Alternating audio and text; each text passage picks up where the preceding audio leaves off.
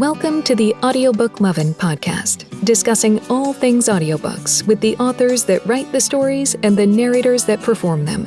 Brought to you by Viviana, Enchantress of Books. Hi, everyone, and welcome to Season 3, Episode 18 of the Audiobook Lovin Podcast. Today, I am chatting with author Thora Woods. Welcome to the Audiobook Lovin Podcast, girl. How are you doing today? I'm doing great. Thank you for having me. Oh, no, I'm excited to talk to you and get to know you better. Your stuff has been kind of running around in my feeds here and there. And you're going to be attending the Allure audiobook convention in September. So I'm going to get to hug on you and stuff like that and say, oh my God, yay. Fun stuff then. But why don't we start with having you tell us a little bit about yourself, how long you've been writing and how you got started? So I've been writing pretty much my whole life. I was not always at professional caliber, but I take courses for creative writing in college where I kind of learned how to tell a story and then kind of fell off for a while. And then I just had this idea in my head where it literally would not leave me alone. And these characters just kept saying, hey, you need to write our story. So I put it to paper, and then I eventually got to the end and I was like, wait a minute, there's something good here. Maybe I could do something with this.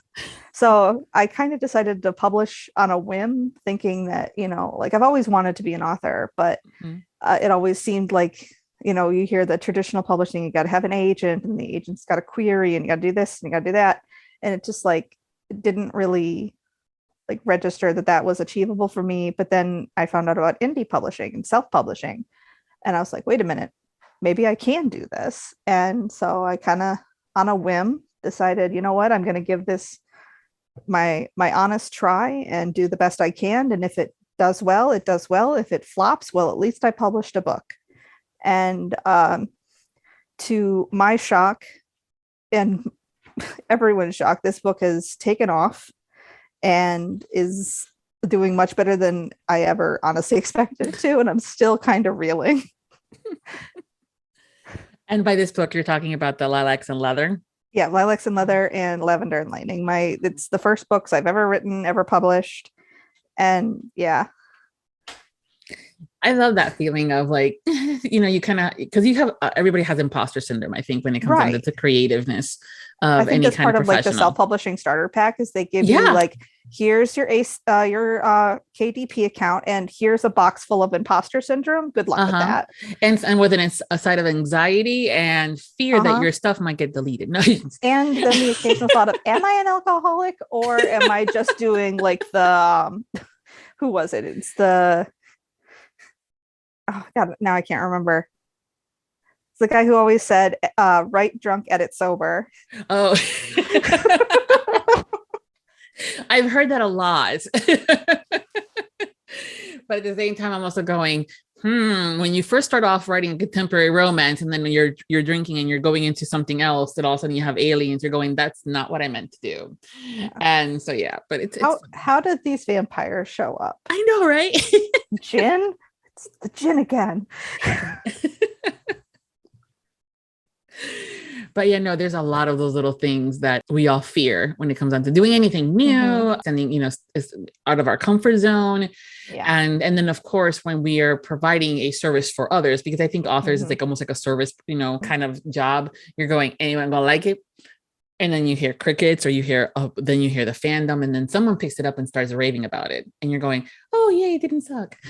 Because of course we go there. We don't automatically say it's awesome. No, oh, yay, it didn't suck.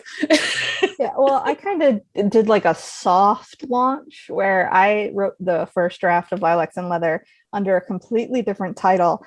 And I published it on AO3, Archive of Our Own.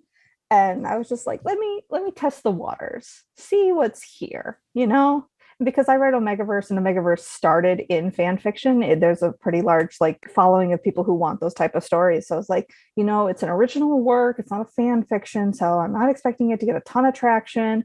And then the hits kept coming and coming, and everyone's like, oh my God, this is so good. And I'm like, I mean, the internet's telling me that it's good. So when has the internet ever lied? Absolutely.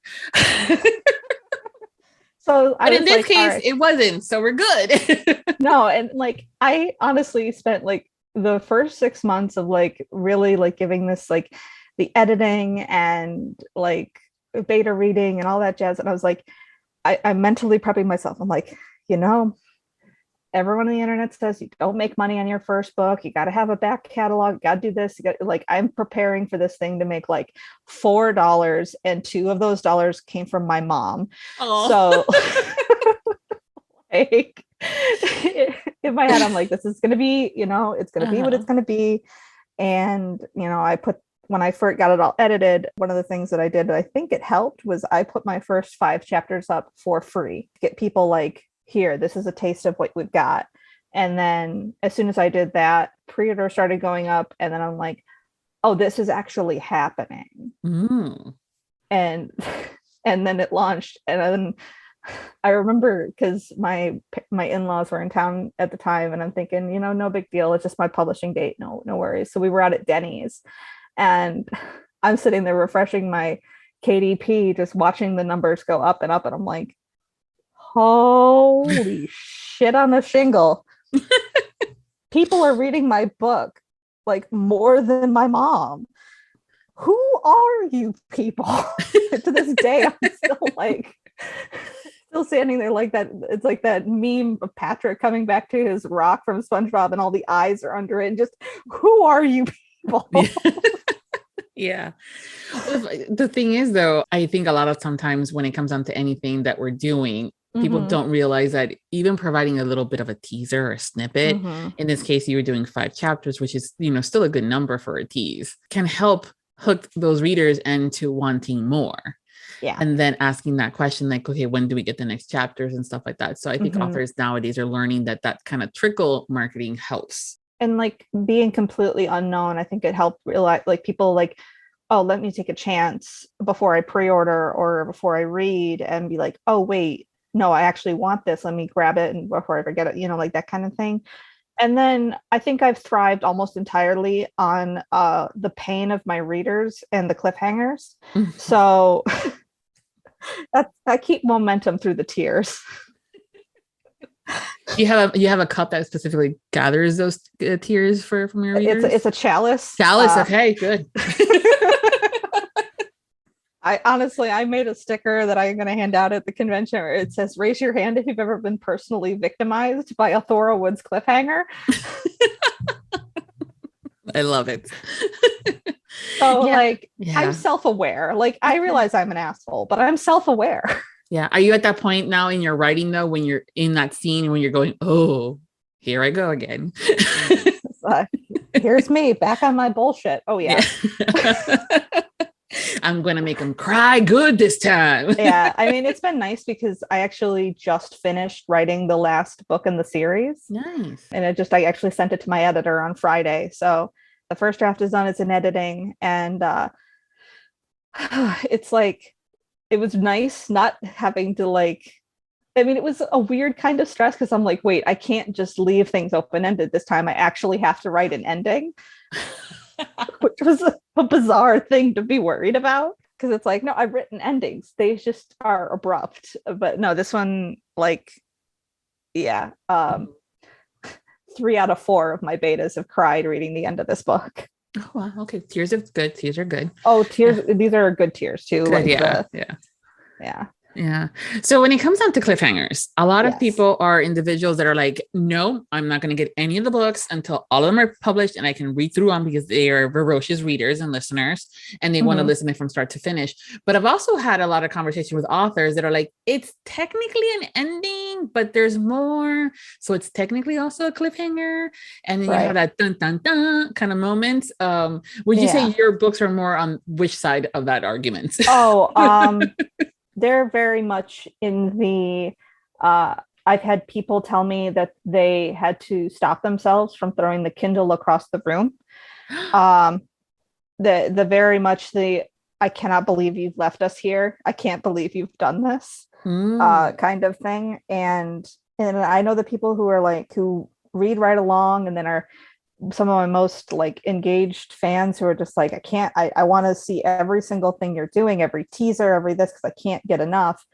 But I honestly respect the people who are like, I see this thing, I'm not going to touch it because I don't want to feel all those feelings. Because like I've definitely been on both sides of the coin where it's like, all right, I know that this book has huge cliffhangers, but the next one's coming out next month, so I'm just gonna wait. But I've also been in the seat of reading a book, getting to the end, and being like, are you shitting me? I have to wait 3 months to know how this ends. I am gonna riot.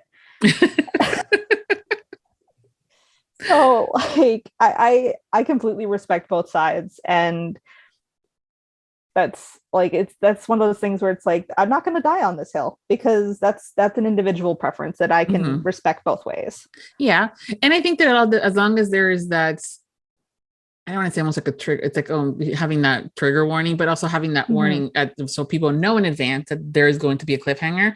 Kind of prepares the reader, because there's always that you don't want to spoil anything. But at the same time, you don't want to have that fan that does not like cliffhangers, right, doing a major TikTok, talking smack. And it's actually been like a thing that I've kind of had to navigate in a weird way, because I don't know how the rumor started, but sometime before the release of Lavender and Lightning, someone somewhere somehow got it out there that my series was a duology. And it's not. It's always been a trilogy in my head. I've just been calling it the series because I don't know if I'm going to, write spin-off like novellas for different side characters that I wouldn't classify as like their own thing. So they belong more in that series, but they're not part of the mainline story. You know what I mean? Yeah. So I didn't want to like limit myself saying this is the Pax St. Clair trilogy. Like, no, it could be more, it could be less, but the mainline books have always been, there's always been 3 of them in my head. So, but when the book released, there is a not insignificant number of people in my reviews saying, I thought this was a duology. I thought we were going to get this wrapped up. I can't believe we left it on a cliffhanger again, blah, blah, like, and it's like, I don't know how to fix that except by like, because it's like I can't really tell you now that it's a trilogy because surprise, you figured it out because the series didn't end. But like it's one of those things, it's like I wish I could have gotten out in front of it and like done something more about it. But at the same time, it's like there are 7 billion people on the earth. I can't go knocking on every door saying, hey, have you heard this Pax St. Clair series? It's not a duology, but it is in fact a trilogy. Yeah.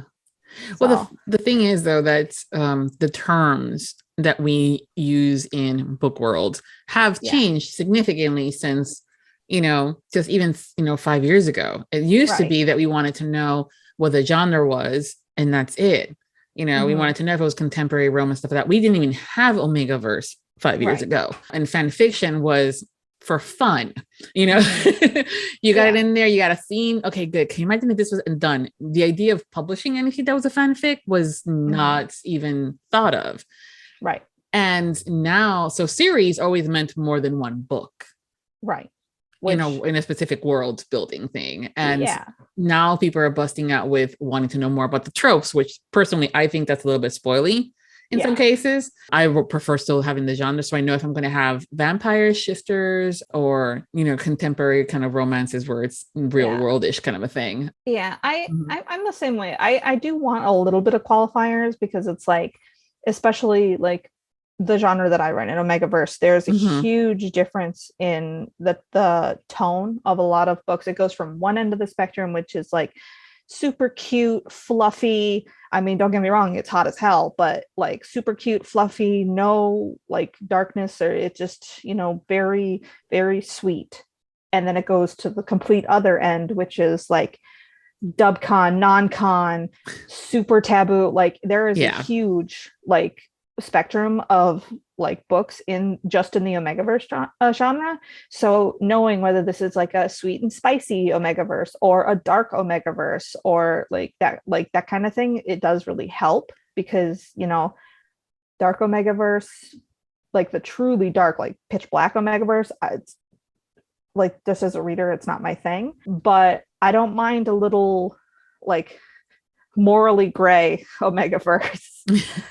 Well, the thing is, I think Omegaverse has been known primarily more on the dark side.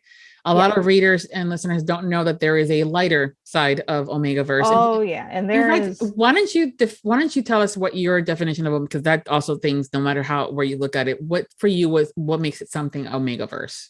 Omegaverse very specifically deals with it's an alternate universe where people are there.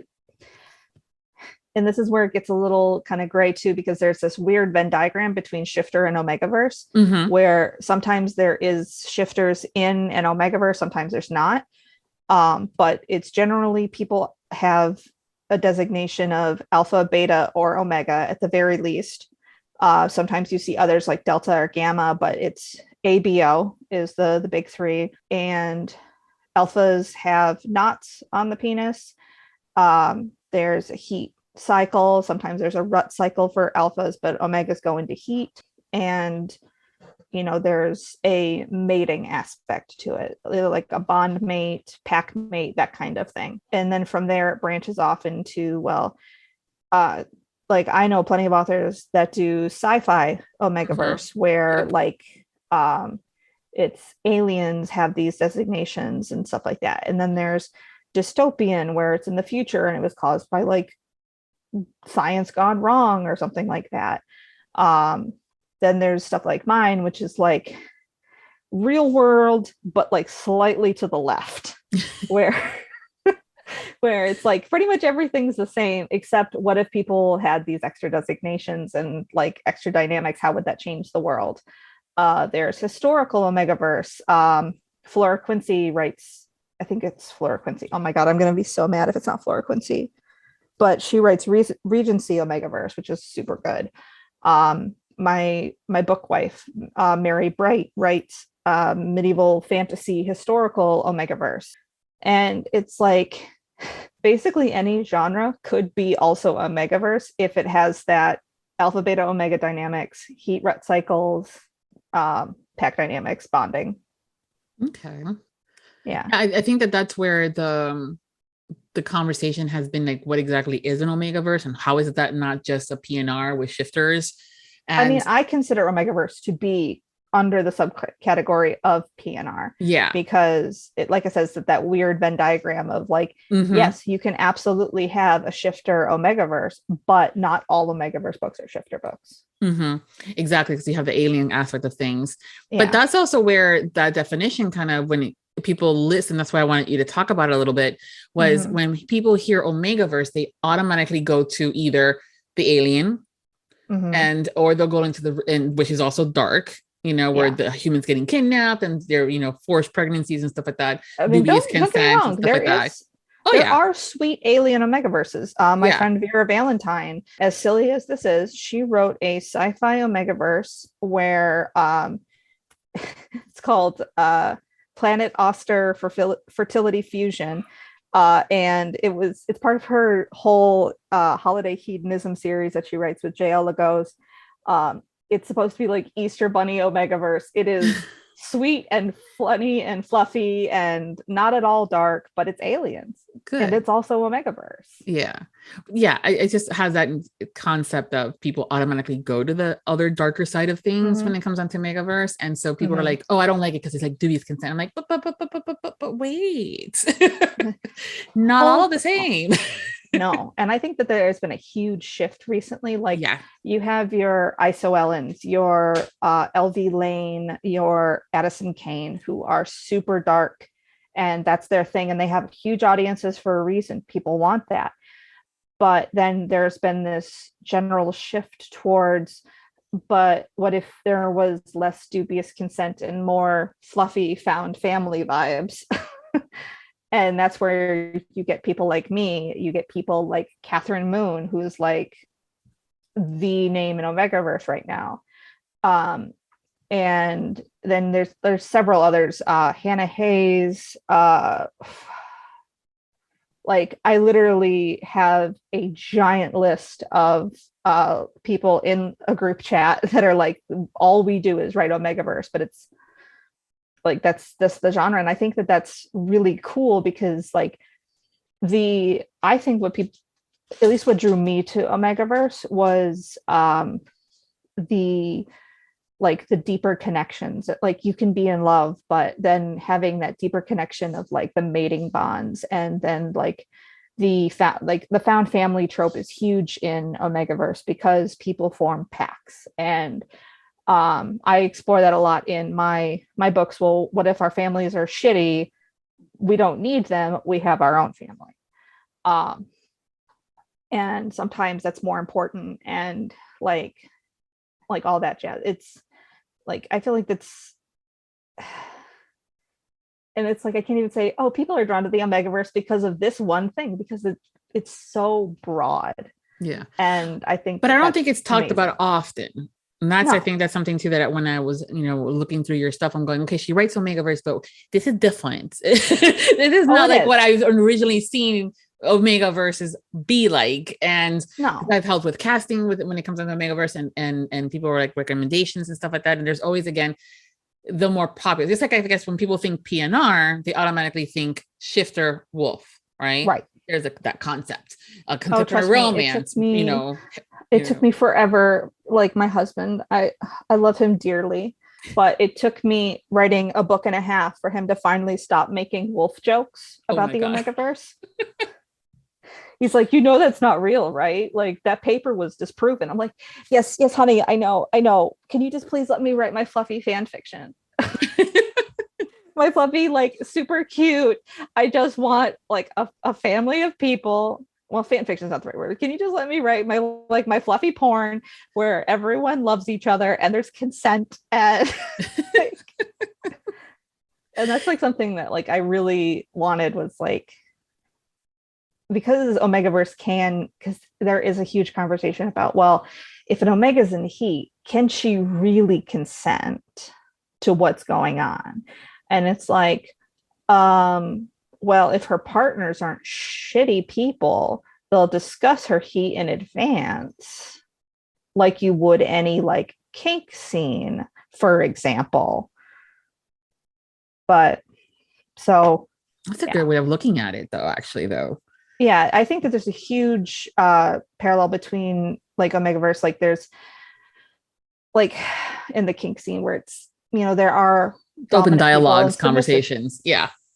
There's like, and I think that I wanted to have that conversation about like, well, what if like my characters are huge. Well, specifically one is the king of consent. And he's just like, no, he won't do anything. Like he would never put his hands on a woman unless she asked for it. And like, he brings that aspect into all elements of his life, kink, polyamory, my main female characters, Omega nature, like he just, there's a big conversation and a really interesting thing to explore with consent. And then, it's like, what happens if, there isn't consent? And then you get these ramifications of like, because everyone knows about an alpha barks at an omega to like make her go into heat and obey him. And it's like, well, what if the omega is the one abusing the power dynamic? And I'd never seen that before, so I had to write it. Wow.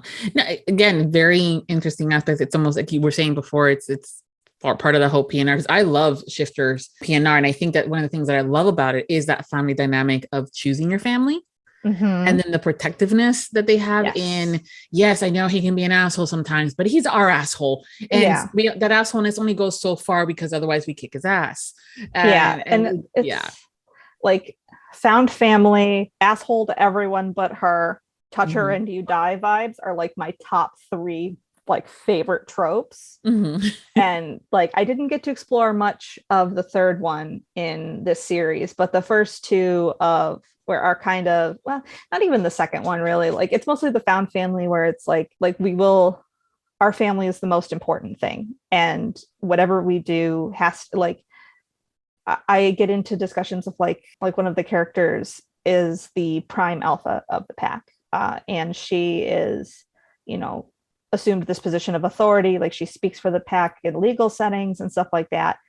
And she's taken this to mean that it's her duty to protect the pack at all costs. Well, what if, what happens when she makes mistakes and she has to protect the pack from her own mistakes? And then, but when the consequences eventually catch up to her, it's this very much of like, you have to, like, you're good people apart, but you're even stronger and better together. And like exploring that, and like having these characters come to realize that no, like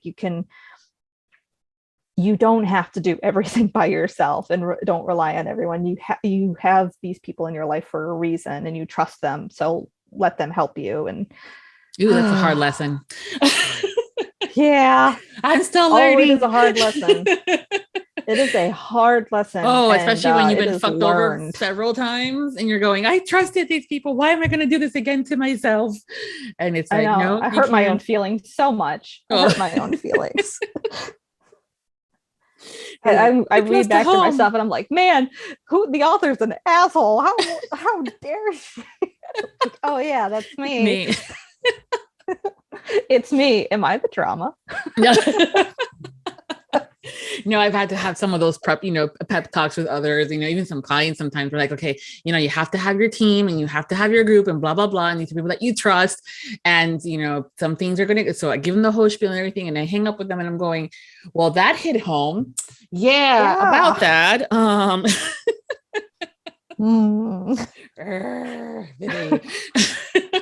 For sure. Probably why I like the whole concept of, the whole pet family thing. Yes. That says a lot. Yeah. Yeah.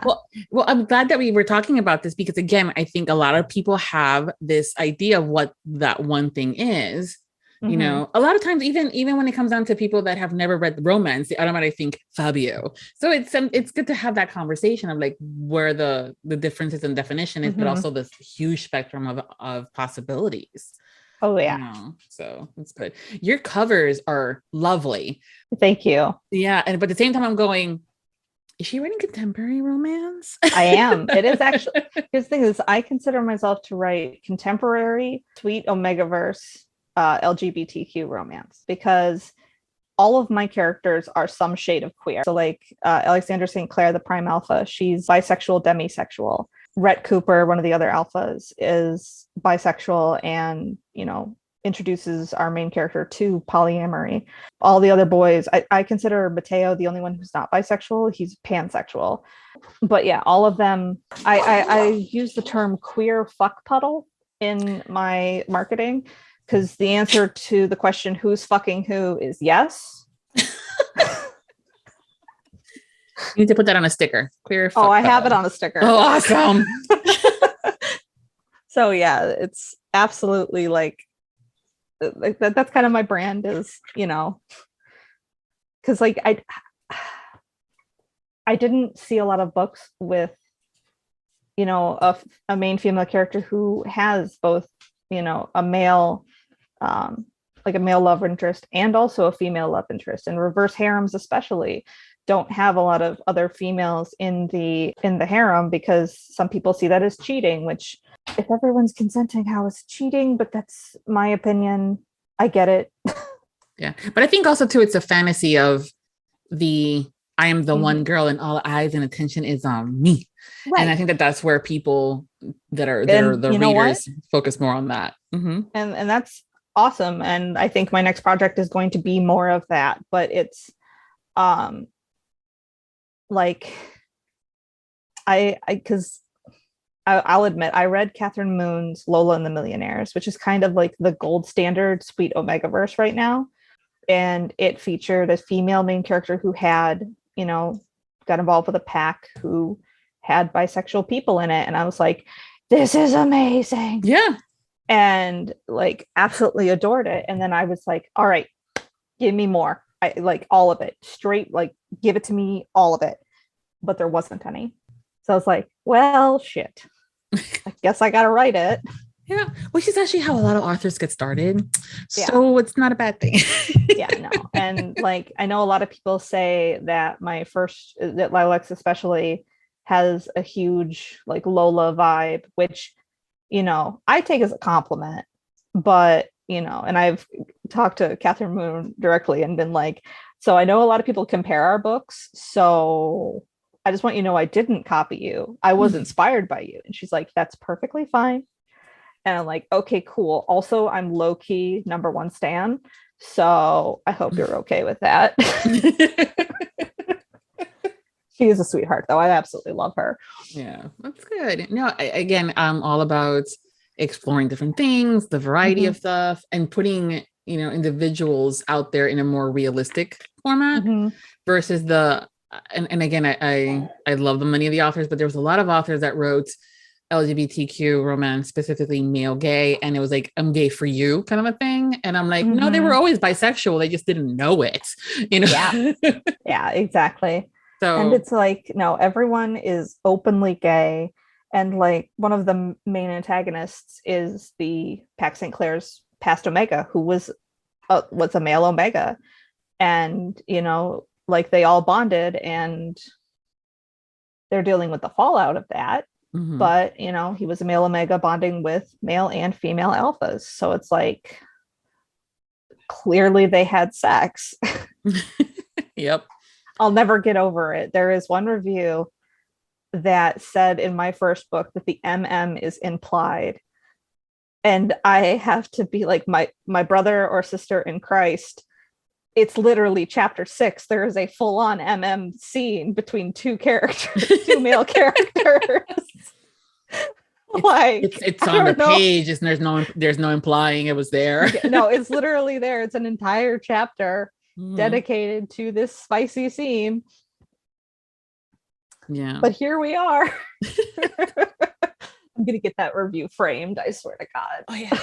I mean, I love reviews and I love reviewer. I'm a reviewer, but I'm also the first one that says that reviewers is an opinion, and like in all opinions, they're like assholes. We all have one. And I am very much in the camp of reviews are not for the author. They're for other readers. Like, I will take feedback into consideration if I can see where, like, I've definitely adjusted some of my like thought process about the story based on review feedback. But if I want feedback, I will ask for it. Yeah. And like I said, I like reading reviews. I think they're really nice. I've read it's taboo to say, but I've read almost every review that I've ever gotten, good or bad. And yeah, some have made me want to tear my hair out. But at the end of the day, it's like, I've had, college professors look me in the face and tell me that my writing sucked and here's why. And then they like cited their sources. So like, there's nothing these people can say that I haven't already thought to myself. Yeah. Well, I mean, not everybody is going to like everything that you do, and that's okay. Yeah. And not every book is for every reader, and that is perfectly fine. And if people like my books, great. If they don't, cool. I'm glad you gave them a chance, Yeah. That's what I love about the romance community. As far as in the genre itself, there's something for everybody. People realize that they have a kink because, if they read, that's what that is. Oh, it's a kink. Okay, let me further explore. No, definitely had that. Like, I read Den of Vipers and I'm like, well, I guess I'm into that now. And I'm not going to say what that was. No, you're good. As listeners are not going, I'm going to pick up Den of Vipers and play the game of which one was it? No, I'm kidding. No, I mean, it's just one of those things where it's self-discovering and realizing. I mean, it happened to me too, a book that had nothing to do with anything as far as a kink goes, but I was never the girl that said, oh, I want to travel to France, for an example. That's not my cup of tea for that. I mean, I want food-wise, culinary, great, stuff like that.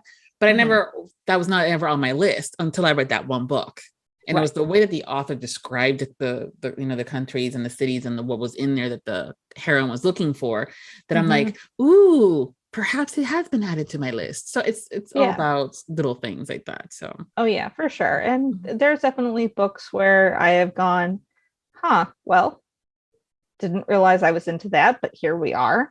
And, and then there are books where I'm like, aha, that's what that's called. Yes. I had the same moment too. Yeah. And I wanted to make sure that like when I was writing my book specifically, like I do get into kinky things like, Rhett is into, rope and all that kind of stuff. And like I wanted to be sensitive to the fact that, like, you know, he's a soft dom. He really is. And he's gonna do check-ins, and like I didn't want to have the kink in my book be unrealistic in so far as like how did she get her body that way? Like that's one thing, but like the accurate portrayal of like, okay, we're negotiating the scene, we are negotiating limits.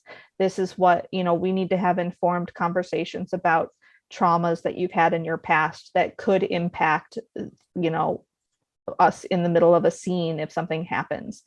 And like if like something happens where someone gives off bad like body signals or whatever, okay, we're stopping and we're checking in, and you know, stuff like that. And I've worked really hard to make sure that like everything is safe, sane, and consensual, and that everyone is on board when scenes are happening, even if the scenes are intense. And I wanted to make sure that that's something that like, because there's a lot of times where it can get a little off the rails. Yeah.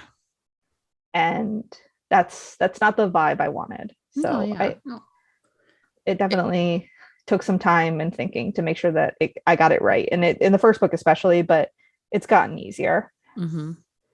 I think that's important. A lot of readers, they'll bust out with sometimes ragging on having to have so many trigger warnings, or the opposite, there were none or not enough. And I think that that's where the author really has to sit back and say, okay, I'm going to write this. How am I going to make it where the readers feel safe reading my books? Right. And I think that like, because I have a lot of things happen in my books, like especially with like I had to do a lot of thinking with Lavender and Lightning, because the climax of the book is very intense, and I wanted to make sure that the people who would be affected by that kind of intensity and the things that I was portraying in there would know that it's coming without spoiling what was going to happen. Now, that being said, I will always put trigger warnings in my books because the people who need them will be grateful for them. And if you don't need them, then they're not for you. Exactly. And it's not up to reviewers or like book talkers or bookstagrammers. And it's my job as the author to make sure that if someone's reading my book, that they know what's coming, and if it's going to impact their mental health or well-being, then maybe they shouldn't read my book. I would rather someone put down my book if it's going to trigger them than get to the point and then have like a panic attack or an anxiety attack, because I struggle with those things myself. And I know that sometimes they're not fun. Yeah. And I don't want to be the cause of someone else's like anxiety or panic or like depression or anything like that. So I'd rather warn my readers up front that this is what you're signing up for. Like, I can't stop you from reading this book, but I can do my best to make sure that you, like, I can't tell you how to live your life, but if you're going to read my book, this is what you're in for. Exactly. Yep. That's been a conversation too in the book community lately, as far as who's responsible. And it's been tried to be put upon the reviewers where they didn't say it in the review. And I'm like, well, as a reader, I'm going to read the review and then I'm going to go nay or yay as far as the thought process. But I'm always going to go to synopsis. Mm-hmm. And that's where I'm going to get what the story's about. Now, the thing that gets me is that authors who do write more sensitive topics and include those, like, especially darker romance authors, if they try to put their trigger warnings in, sometimes their books get suppressed by Amazon. Yeah. Which I feel is out of line in a lot of ways. Yep.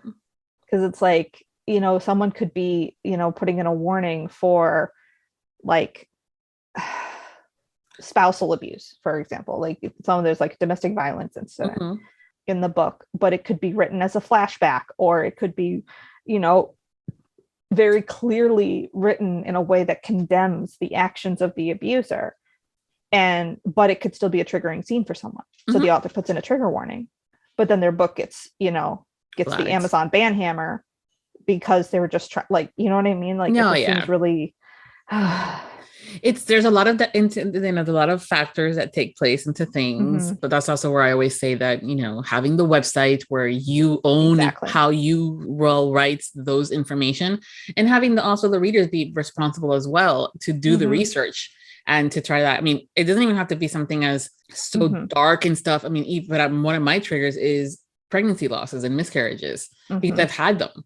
And so not that it's going to be, I'm not going to have a panic attack, but I like to know that mentally prepare myself that I'm going to go into a potential state of I've been there, done that. Right. Exactly. You know?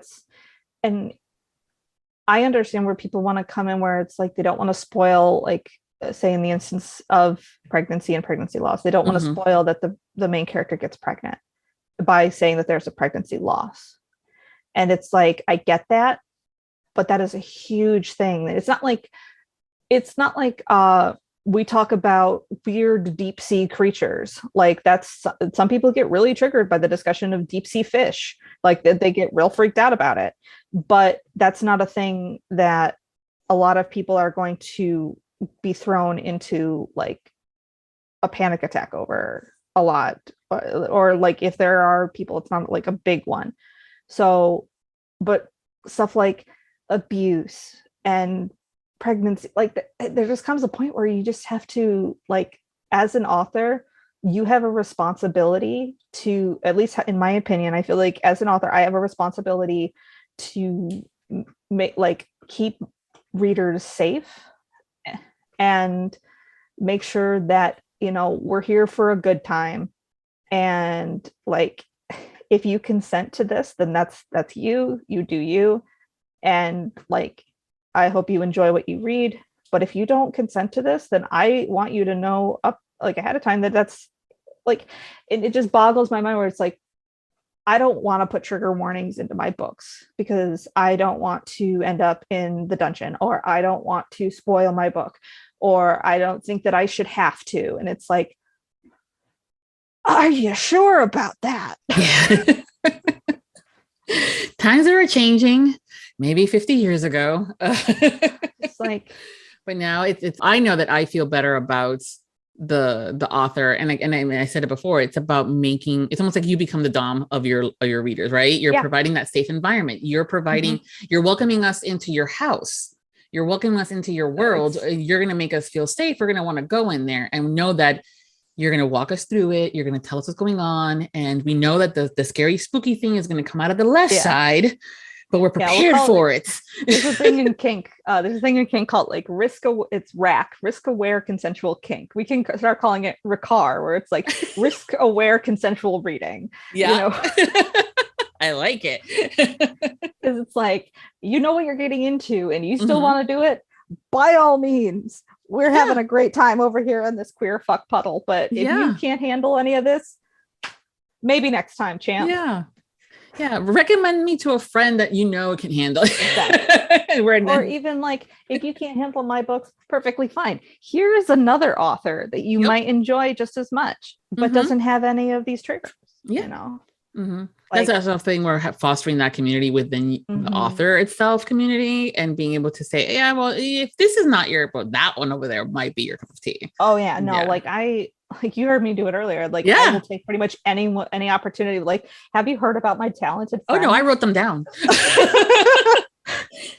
And I will probably email you saying, can I have that list you were talking about? Yeah. So. I think there's an entire Goodreads list called like Sweet Omegaverse. Oh, see, I'm going to see if I can find it on the post. It's literally like, if they're like, the big groups that I know of are like Omegaverse Readers United on Facebook. And I know that RHAA Plus, Reverse Harem Addicts Anonymous Plus, Monsters, Demons, and Nodding Oh My.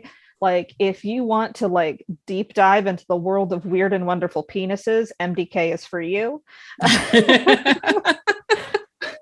Their whole shtick is it strange?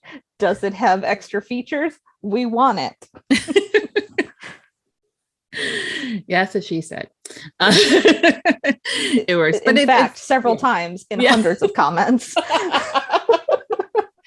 My people. You have to recognize. Yeah, but that's where the community concept comes in, of where people feel like we become friends, even though we've never met in real life.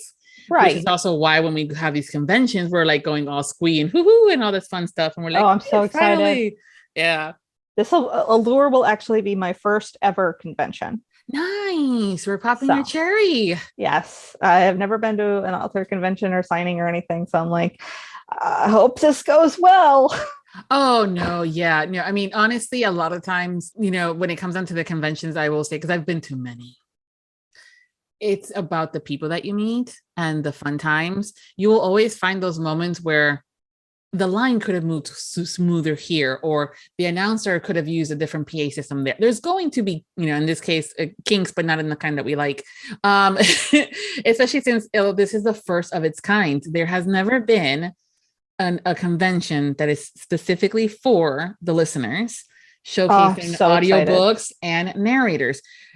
People have realized that narrators and audiobooks are a draw, that there's actually a separate sort of audience for it versus just the eyeball readers. And now these events, Book Bonanza was a recent one that happened, that are going, perhaps we should be inclusive of audiobooks and narrators. And production companies have also been hosting those tables and inviting them, and being able to just connect with some of the listeners and stuff. That's what it really is about. And meeting up with these friends that you've talked about, all sorts of things, starting first from, oh my God, that penis that was so big and had the extra things, to, oh my God, my husband is, I do not look good in orange. I did not look good in orange. I did not look good in orange, to, hey, help me meal plan, because I'm out of ideas. Yeah. It runs the gamut, Yeah. And honestly, like, I've met some of my best friends through like author communities. Like, I was invited into a group chat, and then it's, 3 months later, we're here daily Zooming, like just sitting here staring at well, not even staring, but listening to each other breathe while we write. And and it's been a lot of fun. And I'm just like, I'm so excited to like meet people that I've read their stuff or listened to their stuff. And because like I'm a huge audiobook fan as well. Like I used to work for a grocery delivery company that won't be named. But while I was doing my shopping, I couldn't read, obviously. So I listened to audiobooks, and I blew through, I swear to God, I must have listened to like 14 audiobooks in a month. It was like, and I was only working 3 days a week for 8 hours. So time flies. Yeah, it does. So I'm like, who am I going to recognize here? And like, I'm the biggest fangirl dork about this whole thing. I just like, oh, look at all these authors. Wait, I'm an author. Hold on. See, now you have the added bonus of having to divide yourself into two, almost, in the sense of, you want to be there as the author that's signing, but you also want to be the fan that gets to meet these other authors that you've loved and, adored all this time. Like, so yeah. And I can't even like, hey, my PA, can you like man the table for a minute? I'm going to go say, oh wait, people are coming to the table to see me. Crap. Well, there have been moments. It happened one time in an RT book lovers convention years ago. That event is no longer occurring, which is sad, because it was really good in a lot of different things. But there was one time where they were in the same line, and one of my authors was like, "Oh my God, that's Tiffany Rice." I'm like, "Yep, that's Tiffany Rice." And she's like four or five tables down. I'm like, "Mm-hmm." She goes, I need to go get her book signed, because she was a huge fan. And so I'm like, okay, give me a minute. Let me think about this. So I was able to get them to, I hooked them up and stuff like that. I did a huge, almost like a Disney moment there, where I went to her, Tiffany, because she and I know each other, and she's just awesome. And I'm like, hey, she can't really move right now. But when you have a second and you have a little bit of downtime, can you just like go scare her? Oh, I love that. Oh my God. She screamed like, oh, like complete fangirl, like, oh my God. And it was like, and they both loved it so much. So there, it's those fun little moments where you're going, yeah, authors are fans too. And the narrators too, now that we're going to have that added caveat. Oh my God. I'm going to embarrass myself so much in front of these narrators. I'm just like, I haven't seen Matt Haynes be announced, but if I ever meet him in person, I'm going to be an embarrassment. Well, see, so your book, as of right now that we're talking today, has not been released. And I know that we talked about it. It should be released at the end of July, hopefully very early September, worst case scenario. So by the time, I think pre-order should go up at the end of July. So hopefully that means, I don't think we're going to do like a huge pre-order time. I haven't really discussed exactly how long, but I'm hoping hoping that it won't be too long. Hoping. Yeah, I'm hoping. Hey, it happens. It's okay. I want to, and the worst part is like, I haven't even heard it yet. I want to hear it so bad. You're going to listen to it before the rest of us, so chill, okay? And like, I get it. Auditions and like, oh, yeah, that was a process. Yeah. So what made you decide to have your book in audio? I mean, you just shared that you are a huge fan, but that's also different too than having to want your own book in audio.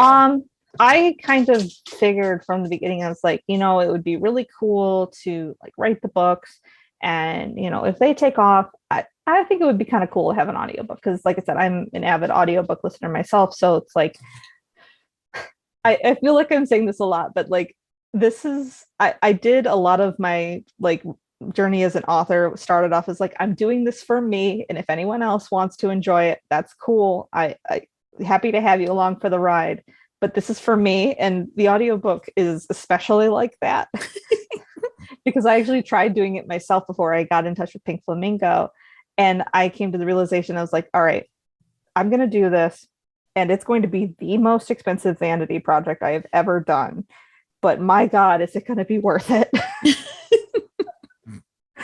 So luckily I was pointed to Pink Flamingo, and I have loved every moment of the experience. Like they've really just taken the reins and taken a lot of the pressure off of me to like manage the project, which is great, because I was also trying to write the last book in the series. And if I had tried to like juggle the audiobook and this thing, I don't know if the book would have gotten written. So like, it's been great, honestly, working with them, and I'm so excited. Like, I just wanted this for me.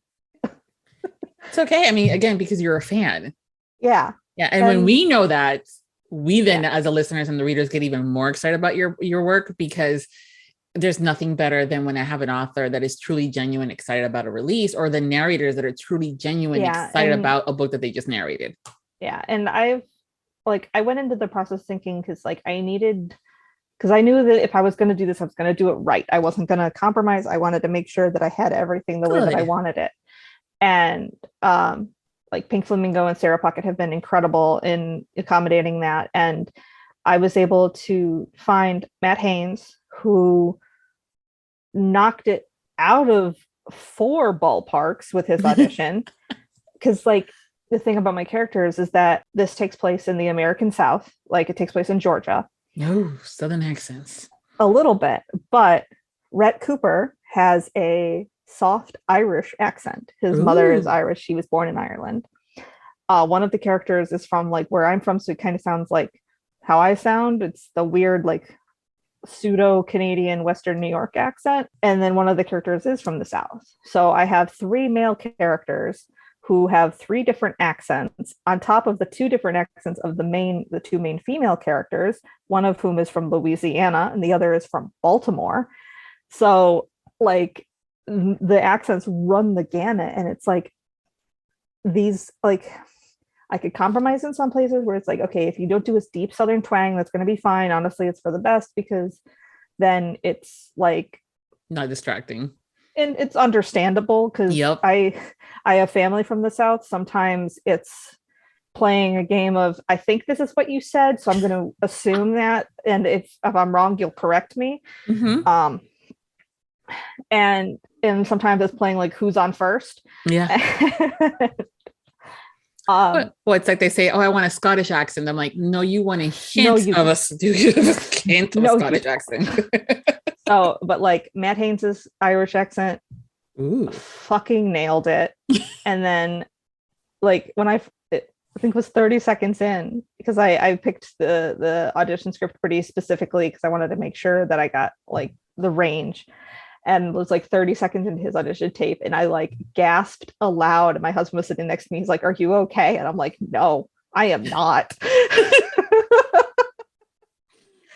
And then when I got Maeve York's take, it was like she pulled Lydia out of my head and then just started talking in her voice. And her Alexandra St. Clair is absolutely perfect. And I'm like, okay, so I'm glad that we've got this. You're going to kill it. See you in a couple months. I'll cry for like 12 hours once I finally get to hear this thing, but I know it's in good hands, and that's the like keeping me going, where it's like, oh, I can't wait. Well, it is on my, to be listened list. So, and I think, how is Matt not going to Allure? Excuse me. I have no idea. Oh, we should. He hasn't, like, I haven't checked in a minute, so I don't think I didn't see him as announced as coming, but like, I get it. Yeah. Allure still, we're still getting, from my understanding, they're still getting a lot of people signing up. And as the time gets closer, people are listening hearing about it more and everything. So who knows? Maybe he'll be a surprise last minute add-on just for you. No, I'm just kidding. No. I will make like the biggest fool of myself in front of that man. It's for the best, honestly. I'm still gonna get to shake Maeve York's hand though, and I'm so excited. Yeah, because she's gonna be there, so that's good. I'm excited about that too. It's a great excited. List of authors and narrators. Really is. Yeah. And I think a lot of people have busted out with, I haven't heard of them before, or I haven't listened to them before. And I'm like, well, you need to expand your listening. There's more than the first 4 or 5 people that are popular or whatever. So it's good to have that diversity in there as far as listening to different narrators and cleanse the palates and all that fun stuff. Oh, for sure. So you've been writing, doing the audiobook, getting ready for this, Allure event that's coming up in September. When you're not working, what do you do for fun? I crochet because I'm secretly an 80-year-old woman. Thanks for trusting us with that. Yeah, I hang out with my dogs and my cat. I do play video games with my husband. Just a nerd. I play D&D sometimes. Okay. More often than not, though, I'm writing. I'm working on something like even right now, my book's in editing, but my brain's like, next story. Hey, I was actually in the middle of writing Laurels and Liquor, the 3rd book, and I had 3 characters suddenly appear and be like, we need a book now. And I said, yes, Daddy. And now I have to write their book. It was going to go 2 ways. It always goes in 1 or 2 ways as far as that, when the character does that. He's going to be like, no, wait, your turn. Or you perfectly said it. Yes, Daddy. Okay. Well, I still had to beat them back with a broom until it's like, no, hold on. I can't because I have the type of brain that it's like, if I don't finish a project and put my entire focus on it, then it will never get done. I have about 1,000 half-finished crocheted blankets to prove this, because I'll find another pattern and be like, oh, that's fun, and then completely abandon the first project. And then where I was like, no, I have to focus on Pax St. Clair and giving them their happy ending. And then I can write about this group of people who will not leave me alone. And I mean, they are in the book. I did write them as side characters into the last book. So I'm hoping people will figure out who they are and be like, oh, okay, cool. We want more of them. Yeah. And also you appease the characters saying, okay, at least you're still thinking about us. Okay, good. Yeah. And my betas are going absolutely feral. They're like, you're going to start writing that book, right? And I'm like, I got to finish editing first. Yeah. I love it. The whole, the desire of wanting more, but I also have to remind sometimes listeners and readers, I'm like, they're people too. The authors are people too. They need time to write. They need a break. That's not exhaust them. My next big thing is I'm going to be doing a box set of the 3 books together after I put everything to, after 3rd one's released. I'm going to be putting together some exclusive content and packaging it together as a box set for that. And so I have to write that stuff first, but it's good because now I'm still kind of in the headspace of Pax St. Clair, and I can write about them, and and of course my brain is because I have plans for an extended epilogue, and my brain's like, oh man, I wish I could write extended epilogues for all the other books. I voice that comment a lot. My husband's like, you did. It's called The Next Book. You write. Yeah. That's what that was. Oh, okay. I can always count on him to keep me humble. Let you know how things were. Okay, got it. Thanks, honey. Yeah. I appreciate you. Oh yeah, that's me. It's been like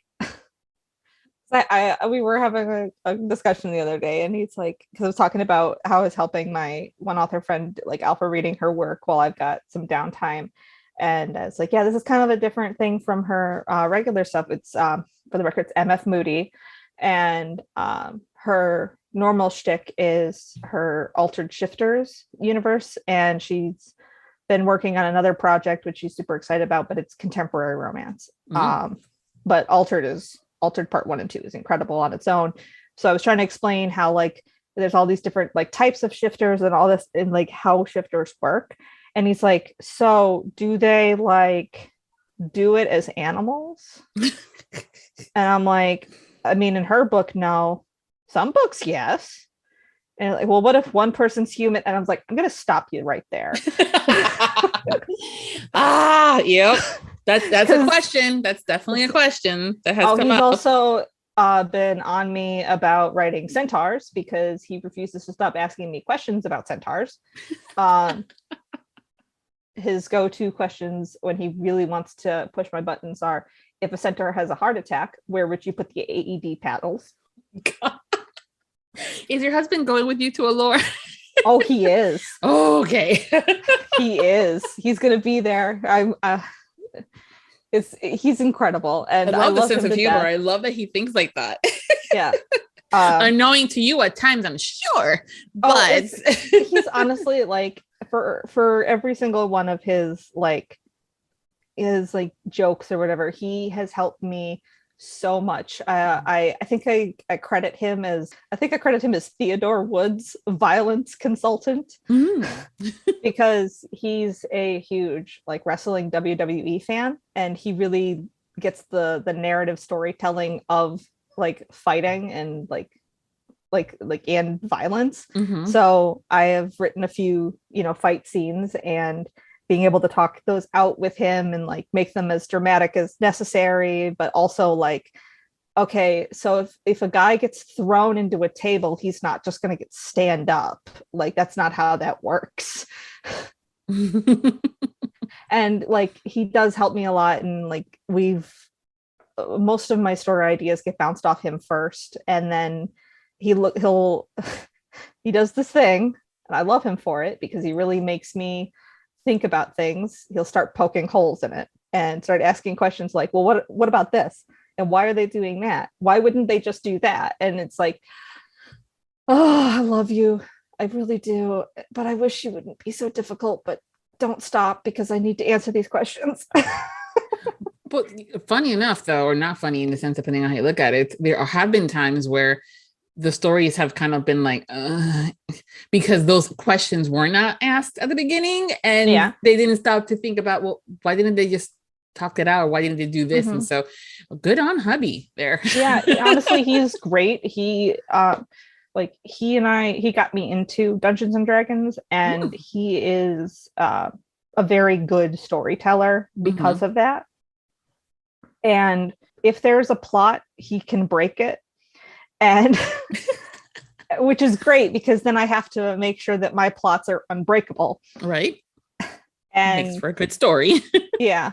And I can't just like do things like, it's like, why wouldn't your character get go unconscious here? And I'm like, because the plot needs them to be awake. God damn it. Now I got to fix it. Yeah. But again, spot on. Those are things that readers and listeners. Yeah. But sometimes maybe a reader might be able to shrug it off a little bit, but I've noticed that too when it comes into audiobooks. It's almost you're watching a movie in your earbuds. And so there's some things that cannot be not asked, and you're going, wait, what? Yeah. So although he does reach the end of the tracks when I start getting into the specifics of like, all right, and now this is their bond, and this, like, especially with the Megaverse, like, and this is how they do this, and with this and this, and he's like, that's not how biology works. And I'm like, you're correct. This is a Megaverse woo-woo shit. So suspend your disbelief, Sherlock Holmes. He who plays D&D. Come on. Yeah. I mean, This is the man who, in one game, the dungeon master decided that they could have the world's best dune buggy, and it's the ontologically perfect dune buggy. If it can be done, this dune buggy could do it, because if it can't do it, then there would be a better dune buggy. Therefore, their dune buggy is not the best dune buggy. So you guys all follow that. Yeah, yeah. He has a bachelor's in philosophy. I love him, but he tests me every day. Which is why you probably guys work out so well together. Also, he has some banging health insurance. Oh, this is going to be fun when we meet up in the lore. I know. He's going to be great. He's an extrovert too, which is he's going to thrive. He's going to be living his best life. Nice. I also love seeing that supportive husband being there for the wife thing, which I guess goes back to why we love romance. I think it's seeing the dynamic. So when I go to events and I see the husband completely making it about her. Yeah. And like, he's absolutely great. Like, he really let me take a chance, because like when I started writing, it was like, I was like, all right, I want to take my Rona stimulus money and put it into editing and, doing that. And he's like, we really have this. And I'm like, I know, but it's not like critical. And I really want to try this. And he's like, all right. And he was definitely one that was skeptical until it started working out. And he's been like, he proudly tells people that he is my trophy husband. Which is like, whatever floats your boat, honey. Yeah. Has he busted out with that scene? Yeah, I inspired that. Or not yet? No, not yet. Oh, okay, good. No, not yet. So it's like a running joke with the authors that have husbands. They're like, yeah, honey, yeah, you are the hero. Uh-huh. Yeah. Well, you working with words all day long. What is your favorite word? Not separate from a favorite curse word. That's the second part of this question. Favorite word would probably have to be defenestration. Come again? Defenestrate or defenestration. It's the singular word to describe the act of throwing someone out of a window. Oh my God. I love that.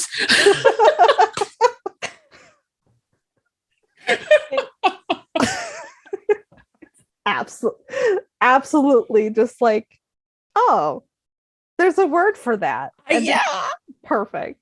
Love it. Yeah. Okay. Yeah. So your favorite curse word? It's a string of curse words, and usually I will, if I'm typing it out, there's no spaces, so it's one word. It's fuck, shit, titty, bitches. Okay. And I usually only burst that out when I'm really frustrated, or like, like I'll write something and I'll be possessed by the spirit of a higher deviant, and then when I come back into myself, I'm like, fuck, shit, titty, bitches, what did I just write? Yeah. Do you have that as a sticker too? Because it should be. I wish you know what? I might it. have to make that now. Yeah, you might. Just sort of for us to put it on there when we're having that sort of moment. We're like, yeah, got it. Have it all there.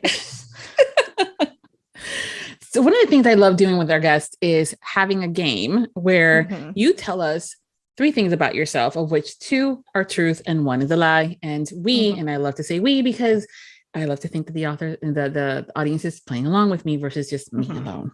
So why don't you tell us 3 things about yourselves, and then we'll try to figure out which one's the lie. Okay. So my 2 truths and a lie are 1, I technically got married twice. 2, I've never been on a major trip by myself, which I consider a major trip to be anything that's over an 8-hour car drive, or I have to get on a plane, or any kind of major transportation. And 3, like my main character, Lydia, I too will vomit if I see someone else's saliva.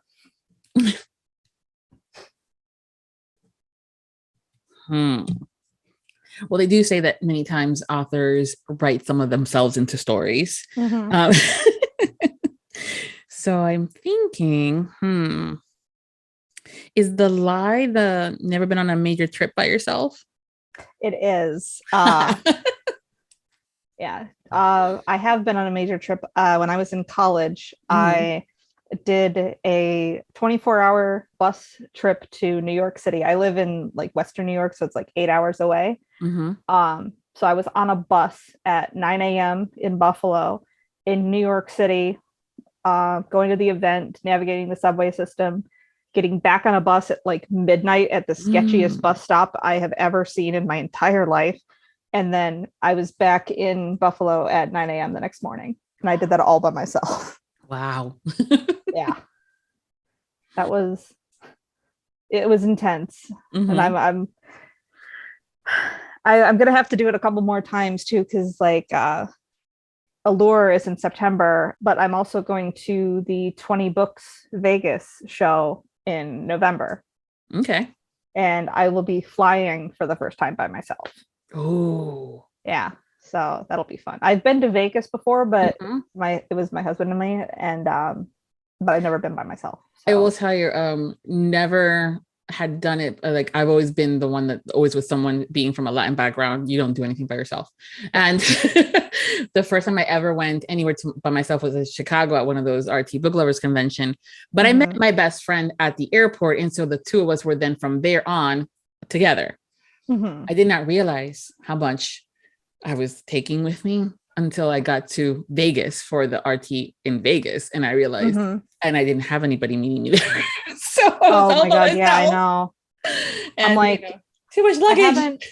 I haven't gotten confirmed for a signing table yet, so I might just be there as an attendee, which honestly, for an event like 20 Books, I'm perfectly fine with. But if I do end up with a table, I'm like, I'm just going to ship stuff to the hotel. Yeah. I'm not going to try and fit this in like baggage, or like, God forbid, I have to like put it into an Uber at the airport. Like, and then get it up to my, like, it's just a thing that cannot deal with. So I'm not doing it. Yeah.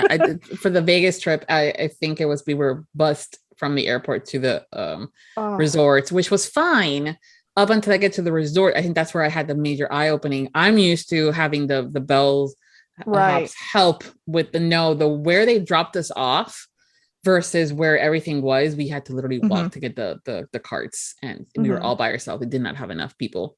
And I'm going, never again. Never again. Never again. Yep. I will be shipping things from now on. Or having other people come with me, and I'm done. Yeah, like I'm gonna be at Vegas with my PA and another one of her authors, and that author's 3-month-old baby.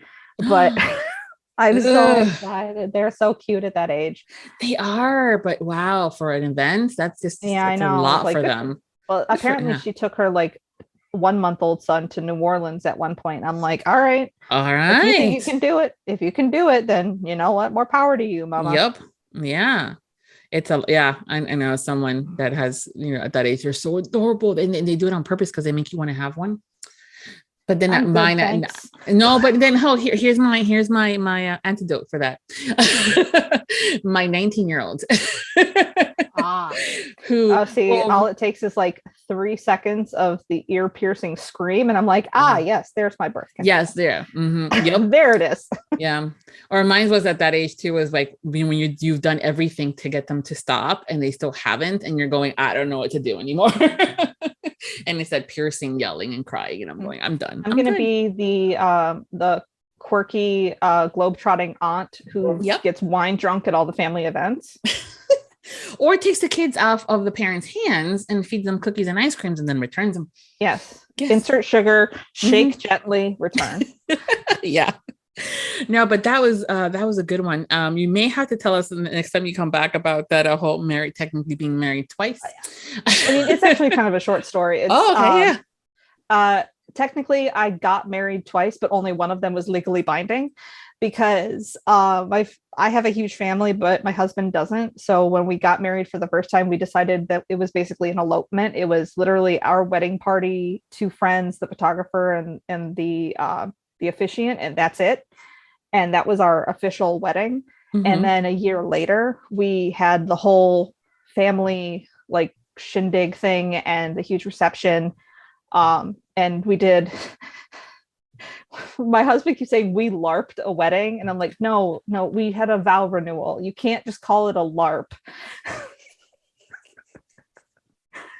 Oh my goodness. So technically I got married twice, but only one of them was legally binding. Okay. That's so cute. I know that we've talked a little bit about what you're coming up, but why don't you tell us what you're currently working on, and then what you do have coming up for sure that's up next that you're able to share. So big things is the audiobook pre-order should be going up at the end of this month, end of July. I'm getting ready to do an official cover reveal and release date announcement for Laurels and Liquor, the third Pax St. Clair book. I'll be at Allure in September, Vegas in November. Somewhere in there is going to be a release. I'm not going to say when, but it's going to be between September and November. And I'm currently working on edits and writing exclusive content for the box set, which is probably going to come out in Q1 of 2023. Fantastic. You're busy. Yeah. And I've just signed up. I put in my interest for a convention in Connecticut. I've signed up I'm definitely going to the UK, not as a signing author, but like to support some of my friends at Authors at the Armories in Leeds in June. I'm going to be getting witchy with it in Salem for sure. And committed at the Stanley Hotel next year as well. I love that title, Getting Witchy with It. I love that. I've signed up for, I think I'm only attending as like an attendee this year, but I am going to be signing in 2024. Nice. So and sometime next year, however long it takes me to write this book, I will be putting out the first book in my next project. Fantastic. And of course, sprinkled in between all that busyness will be the audiobook for the next book in the series. That's going to be right. Yes. They, as far as I know, I have given them the manuscript. Ooh. As far as I know, it's in production. So who knows when that'll come out. Okay. Perfect. Yay. So we also have even more and more goodies to look forward to. Yes. And then once Laurels and Liquor is edited, they get that too. And then the whole series will be out in audiobook. Fantastic. Now I'm excited. Yeah, no, I'm excited for you. Well, thank you so much, Thora, for taking the time to hang out with me today. It's been such a pleasure getting to know you. You're very welcome. This is a lot of fun. We definitely have to do this again. Yes, definitely. We'll be doing some little chatting here and there online and on Facebook, stuff like that with the Allure. Sure. So, but yes, definitely. I always tell people once you're in your family, and so you're kind of stuck with me. All right. Well, Uno reverse card. No, you're stuck with me. Oh, I love that. That's fantastic. We're going to be, sharing all of her social media links. So if you're not following her, make sure that you do, as well as newsletter stuff. And you can find all that links on the episodes post over at Viviana Enchantress of Books. And until next time, happy listenings. Thank you again. Bye. Thank you to all of our Audiobook Lovin Podcast Patreon. Special thanks to Nixley Zenner, Carol Liebner, Brittany Robinette Leiter, Dawn Darch, Michelle Bastard. The Audiobook Lovin Podcast has special Patreon access levels. Join today to receive benefits including early access to episodes, shoutouts, special exclusive content, and much more. Support the podcast by becoming a Patreon at www.patreon.com/audiobookluvin. We thank you for your support. Thank you for joining us on the Audiobook Lovin Podcast, hosted by Viviana, Enchantress of Books. For links and more information discussed in today's episode, previous podcasts, or the Audiobook Lovin Series, please visit our website, VivianaEnchantressofBooks.com. If you enjoyed today's episode, please leave a positive review wherever you listen to our podcast. Until next time, happy listening.